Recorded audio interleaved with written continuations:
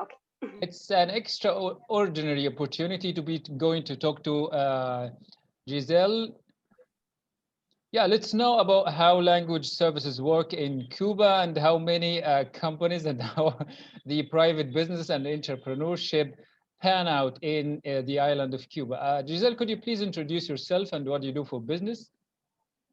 Okay, thank you very much, Nour. My name is Giselle. I'm from Cuba, just like you said, and I'm a translator. I have a background in linguistics, and I specialize in translation. I have been working with my own business in Cuba for about 2 years now. The name of my business is Divulgata. And what we're trying to do is to provide or to break in the market for language service providing in this part of the world. Fantastic. Where does the name of the company come from? Okay, that's a funny thing. The name of the company, Divulgata, yeah, I get that question asked like a lot. I wanted to be meaningful, to be something important for translation. And when I was doing my research, I found out that the first version of the Bible, the first official translation of the Bible, that was done from Greek to Latin was called La Vulgata Editia. Vulgata meaning the people. But there was a problem, and it's that Vulgata in Spanish and English and languages similar to us has a very bad connotation. So we decided to turn it into divulgata so that it would sound a little bit better in our language. So that's pretty much the story of the name of the company. And could you give us a little brief information about Cuba? Well, Cuba it's quite a challenging, interesting place. Like it has been. I use. Do you know the story of Rimpa? This is a guy that had been sleeping for a long time. A lot of the sudden he woke up and he had to catch up with the world, and it was crazy because everything was changed in the world. So that's pretty much the best brief I'll give you about Cuba. It's a place that was closed for a long time. It's an island in the Caribbean. People are very happy. People are very enthusiastic. People are very Latinos, like most of us are. And all of the sudden, this country started to open. So right now, it's running to catch up with the rest of the world. How big or how available was the business of translation and language services in Cuba before your company started? Well, let me tell you a story, a personal story of why I decided to make this business. I once was trying to translate some official documents, and I had to wake up at 5 a.m. to go to the only existing company in the country. I had to wait there from 5 a.m. to 8 a.m. to get a ticket so that I had to go back the next week or the week after that to get my translation delivered. And then they would take like 20 days to do it. So it was crazy. I understand it was crazy. So that's pretty much the background that we had in the world of translation or in the industry in translation before we decided to do it. It was only one company belonging owned by the government. It was pretty full because they were trying to take all of the men from all over from all our country, which was crazy. And people were not happy, and services were not good. And most importantly, services were only focused on business to consumer. So they were not really paying attention, or they were really neglecting the part of business to business that we could actually be using here, or be taking here as part of our market. Yeah, that is great. So you call yourself or you call your service language service provider. Yes. Does does the world still need a language service provider? As the matter of fact, it does. I mean, and I think 2020 has been interesting. I think so. I was reading a few days ago because I was writing about the influence of e-commerce.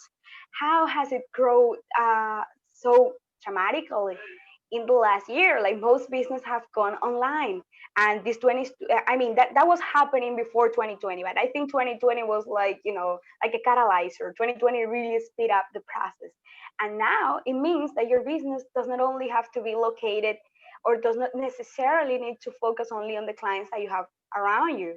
Now the whole world might be your market, might be your target market. So that means that you need languages.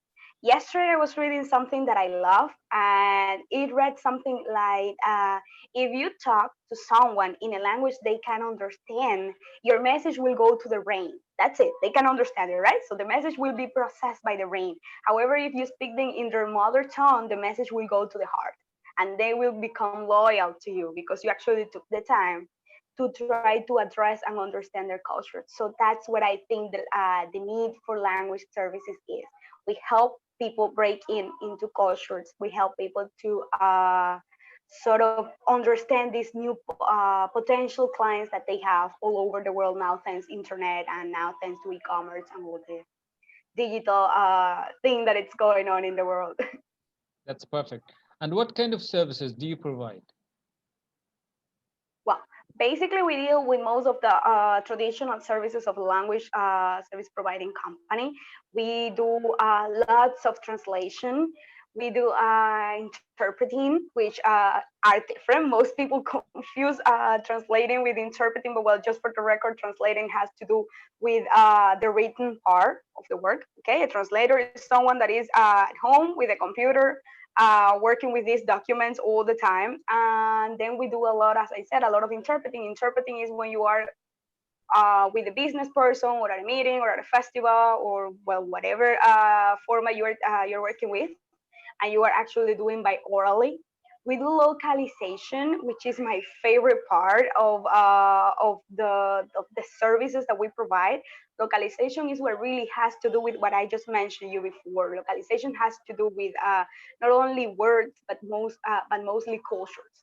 When you're learning a language, you really need to understand that culture. That's the only way. Otherwise, you do not learn, or you don't really learn that other language if you do not understand the culture. So we take that understanding both ways to the people that are coming to our country to invest, and we try to convey the Cuban feeling or how to understand Cuba. We try to convey that, and we do the same with Cuban businesses that are interested in like going further to other markets, of course, like to America or Canada or other markets that are part of of the language service that we provide. So we also do a lot of language testing. We do editing. We do. We edit and we review some tests both in Spanish and in other languages that we work with.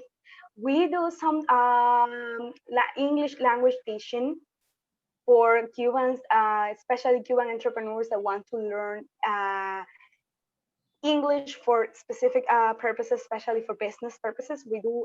We are trying to be that bridge that it's connecting, Cuba to the world. So we work a lot with entrepreneurs that are the ones that would be able to do that, like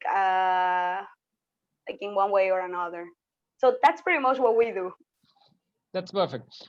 Do you think that the position of your business is suitable between the other companies? Like, do you have enough traffic and enough demand from the other businesses in the market? It's interesting. I usually when I analyze, like the metrics, like in social media, when I analyze what it's going on, I sometimes get like I get sad because I said, okay, we do not have enough business. But it's interesting because the thing is that what we're trying to do here, I told you what Cuba is like trying to catch up with the world. So that being trying to catch up with the world also means that people need to learn how to use language services. They need to learn what is the use of language services. You won't believe me, but up to I'm 26 right now. Up to when I was a young girl, speaking English in Cuba or speaking French or speaking any other language in Cuba was like people would look at you and they would go like, "What? Where did you come from?" In Cuba, only Spanish. And for Cubans, people that would speak other language were like they were ET or something. They had come from some other planet.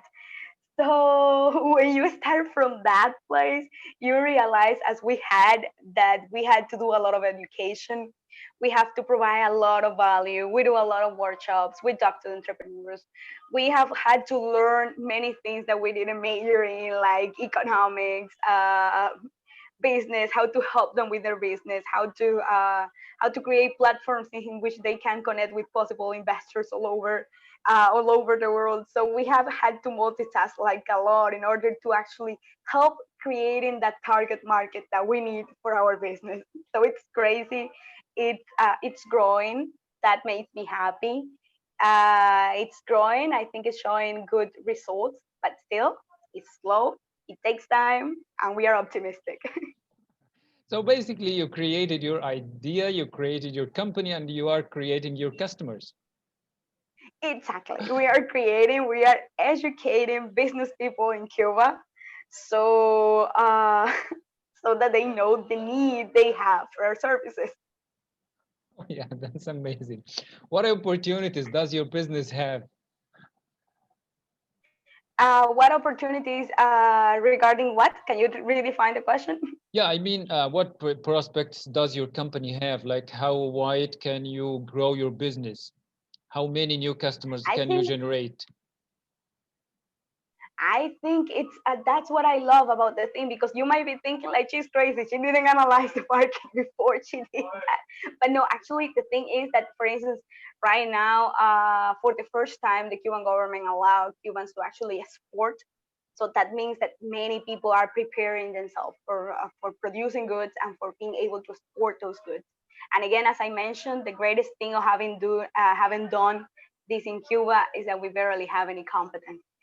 So as many people as start generating exportable goods and exportable services in Cuba, and as many people that want to break up, sorry, that want to go further to other markets, that's as many clients as I can have. And that's why I'm telling you that we are investing a lot of time and a lot of effort on actually being there in the market. It's that they said that it's better to be early than to be late, right? So I think there's a lot of potential out there. Yeah, that's awesome for you. Okay, the first question or the first side is, do you like being in this sector? And if the answer is yes, what are the benefits or the advantages do you think there are? Well, I love being of this sector.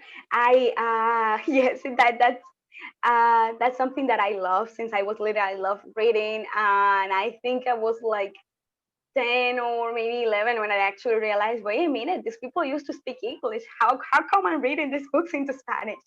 So I fell in love with that. I fell in love with the language. The most I study the language, I love it. And as much as I learn about this sector, as much as I learn of all the benefits, of all the infinite possibilities that there are, you can work.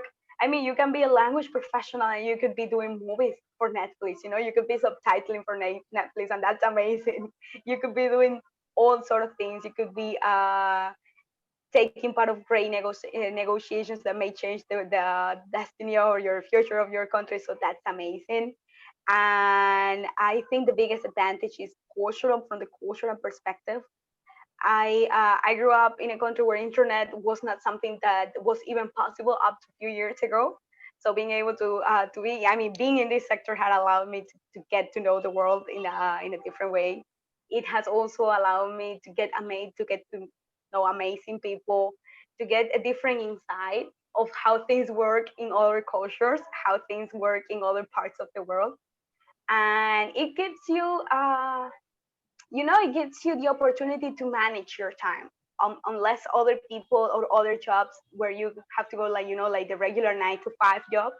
Translator can actually manage their time, which sometimes comes sometimes comes and bites you. Because yeah, the whole managing your time sometimes means that you work more than others, but it's actually pretty cool because you can actually manage your time, and that's a luxury in the times that we're living. Yeah, perfect. So, seeing the passion in your eyes about your job, on a scale from 1 to 10, how much would you recommend being a translator or an interpreter to the other people? And how much do you like it yourself? Okay, that's gonna be a biased answer, okay? Because I'll go for, on a scale of 1 to 10, I'll go for the 12, around that, maybe that. Okay. Honestly, I love it. I love it. I would totally recommend it. I talk to young people here in Cuba and that sometimes do not see opportunities in this sector, because they do not have enough information, and because for many people, like you study language and they imagine a person wearing glasses and reading a book all day, and I tell them this and this is super fun. I have had a great time studying this. I have had a great time being a professional of this. I learn every day crazy. I mean, I learn like crazy because one day you're translating about physics and the other day you're translating, I don't know, about economics. So you go like, you learn like a lot. You are never bored. You never feel like you're doing the same. As I mentioned before, you manage your own time. So I would say 12, maybe 15. I don't know. Okay, that's perfect. Let's go to the opposite side. What challenges have you faced so far? Well, challenges. I told you my biggest challenge right now in Cuba that would be people not understanding. When I started to study this major, most people go, "Oh, so you're gonna be like school teacher?" And I said, "Well, that's one of the possibilities. I could be doing like X amount of things." And people sort of said like, "Okay," so like nobody really understands what is it about. But again, that's a big challenge. That's a cultural thing. I think that it might change in the few years as Cuba actually grows and Cuba opens to the world. But yes, that's quite a tricky thing. Okay. What about the future prospects of your business? How, let's say, how available is the market? How big or how can the market be in the future? I think it can be very big. The good thing about, like if you take it to Cuba, for instance, yeah, I think the big thing about Cuba is that Cuba is opening, and contrary to other countries that had gone through this process like step by step, they got the internet back in times, and then they got e-commerce, and then they are adapting to these new platforms. In Cuba, it will be like this. Everything will come like at once, and that also means that many companies will come to invest in Cuba because it has great investment opportunities. It also means that we're open up and communicated with other parts of Latin America that are also going through same like growing processes like we are, and that actually makes the market very potential. Because even if you are in Argentina, you want to come to Cuba to do business, and both of us speak Spanish, still we would need the cultural insight, and that's part of what we do. I don't think there are other professionals that are so into this cultural perspective of language as translators and linguistics are and linguist arts. Sorry. So I think that there is a great opportunity out there. Perfect. What is your message and what is your advice to the young professionals and let's say the small businesses? Well, for small businesses, when I think in small businesses, I'm thinking in small businesses that are in other parts of the world. Like, do not, do not just let go this digital opportunity. Like as we have seen, and I think, as I said, I think this year has been school. This year has shown us that things that we took for granted can go away like this. Even things that we never thought that they were going to disappear. So if that now there is an opportunity with the digital market, just take it, grow these consumers, use the opportunity to get as many markets, to get as many people that you can get, like through this vehicle, to call it in a way that is the internet, and use language services. Because again, it's very difficult to reach a culture without speaking their own language, if you um, even if you're doing communication English, and even addressing the fact that English is still the language of business. Again, people will welcome you when you actually take the time to speak their own language, and that will be for small businesses. Do not let this opportunity go. There is great opportunities in this part of the world. I'm of course defending my part of the world. There are great opportunities in Latin America overall, and for young professionals that are still looking, follow your passion. You need to follow your passion, whatever it is that you want to do. I think I'm very fulfilled, because in the end I decided to do what I wanted to do, and that made me very fulfilled and very happy overall. And just follow your passion, address your needs. Just do not allow anyone, or do not allow the existing society around you to tell you, you have to do this because that other thing does not have a a perspective. That's not good. That does not make you happy in the end, and that does not make you a good professional overall. So it doesn't really make any sense. Follow your passion. Do what makes you, do whatever it makes your eyes shining. What is the best traditional Cuban food you can cook? Okay, well, that we have to divide it. What is the best traditional food and what is what I can cook, which does not really go in the same. I'm not a very good cook. I have to admit, but the best traditional food is we eat a lot of beans, a lot of beans soup, something that we call congri. The Puerto Ricans, I think, call it arroz pegado, which is like the beans with the rice cooked together. Oh yeah. With a lot of, yeah, that's very good. I totally recommend it. With something that we like smashed plantains that we call tostones, and with a lot of meat. We eat a lot of something that we call ropa vieja, that in English it's called, that would be translated like the dirty clothes. It's like shredded shredded beef, and it's also very nice. I totally recommend it. So that's very traditional from Cuba. What about the second part of the question? Like rice and egg and plantain. That's like the best I can cook. Yeah, that's fantastic from a business owner. Okay, great. Yeah. What else would you like to say today? Well, I would like to tell you that I'm very happy that we did this. I think it's very important to let this message to, to be broadcast. And I think it's very important what you are doing. I love that you're trying to inspire young people, because sometimes we go out there and that's not, I mean, every culture in every country we go out there and we have no idea what to do with our professional lives, what to do with our lives. And I think it's great to hear from other professionals, from other people that have started. And that's amazing. And I love that we did this. Yeah, okay. So now I need to tell you that it's early morning here in Cairo, so it's a good morning, and I have to to say it has been a great opportunity talking to you, Giselle from Cuba, and I am waiting to say what would you say in response. Well, it's afternoon here in Cuba, and it's been a great afternoon share with you. I think it has been very, very good. I totally love it. Thank you so much indeed for your great input and great ideas, and really I hope great future for your business. Thank you very much.